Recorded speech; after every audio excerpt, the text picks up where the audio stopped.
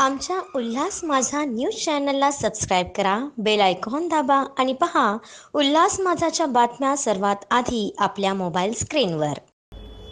कल्याण पश्चिमेतील चिकनघर येथील शांतीदूत सोसायटीचा पुनर्विकास करण्याचे काम म्हाडाने एका बिल्डरला दिले आहे. गेल्या अनेक वर्षापासून बिल्डरने पुनर्विकास केलेला नसल्याने रहिवाशांची फसवणूक झाली.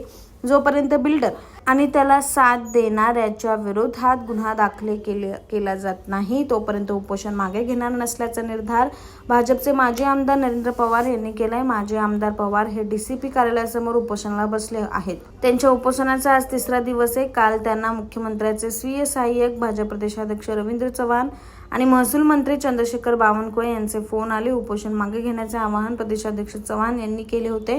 मात्र जोपर्यंत गुन्हा दाखल होत नाही तोपर्यंत उपोषण सुरू राहण्याच्या मागणीवर माजी आमदार पवार हे ठाम आहेत. आज आंदोलनाचा तिसरा दिवस आहे.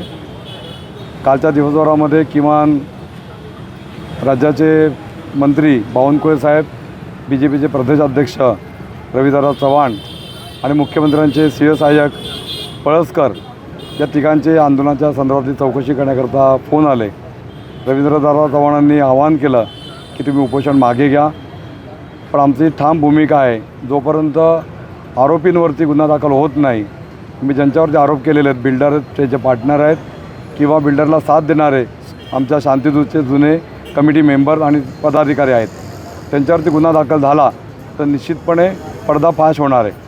की यांना अटक करू नये म्हणून म्हणणारे जे लोक आहेत त्यांचे काही हात बरबटले की काय हे निश्चितपणे या चौकशीमधून, या अटकेमधून पुढे येणार आहे. म्हणून त्यांना वाचवण्याकरता अनेक जण प्रयत्न करत आहेत.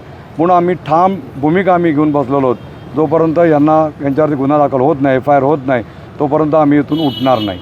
आमच्या उल्हास माझा न्यूज चॅनलला सबस्क्राईब करा, बेल आयकॉन दाबा आणि पहा उल्हास माझाच्या बातम्या सर्वात आधी आपल्या मोबाईल स्क्रीनवर.